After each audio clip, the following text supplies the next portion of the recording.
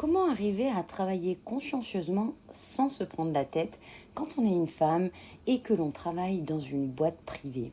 Pour répondre à cette question, je vais vous partager une partie de mon parcours et ce que j'ai pu en tirer dans les découvertes que j'ai pu faire dans différentes boîtes privées. Et j'ai toujours été fascinée par les entreprises privées. À l'université, j'ai choisi d'étudier le droit privé plutôt que le droit public. Qu'est-ce qui m'attirait? La dynamique, l'innovation, la création de valeur. Et sur un plan plus sensoriel, lors de mon premier entretien d'embauche dans une entreprise privée, dès que je suis entrée dans le rôle, je me suis sentie à ma place. Et aujourd'hui, j'aime aller découvrir l'envers du décor de différentes entreprises en les visitant.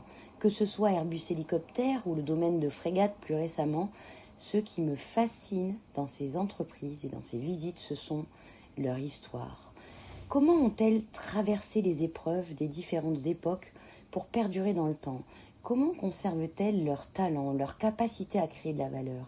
Comment se projettent-elles dans un futur, dans le monde qui change en permanence?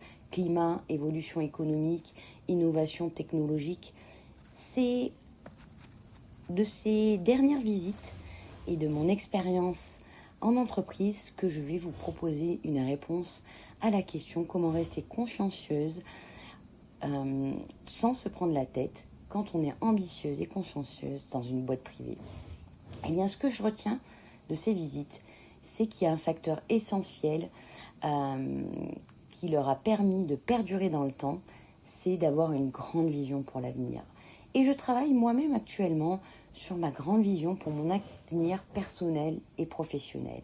Et vous, avez-vous une vision?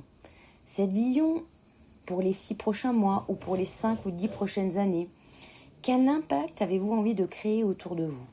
Quelle vie vous ressemble vraiment et que vous avez envie de construire aujourd'hui? Cette vision, c'est ce qui va vous permettre de commencer à créer votre autorité intérieure. Cette autorité intérieure qui vous permet d'incarner la vie qui vous fait envie et pas simplement de suivre les objectifs, les résultats attendus, l'influence d'un manager. C'est ce qui vous permet de retrouver, vous, une puissance intérieure et de co-créer avec l'entreprise dans laquelle vous travaillez. Une vision, ça vous donne une direction. Et quand la direction est claire, les décisions deviennent plus simples. C'est aussi ce que j'ai envie d'aider les femmes que j'accompagne à construire. Une vision suffisamment claire pour avancer avec confiance, même quand le chemin est incertain.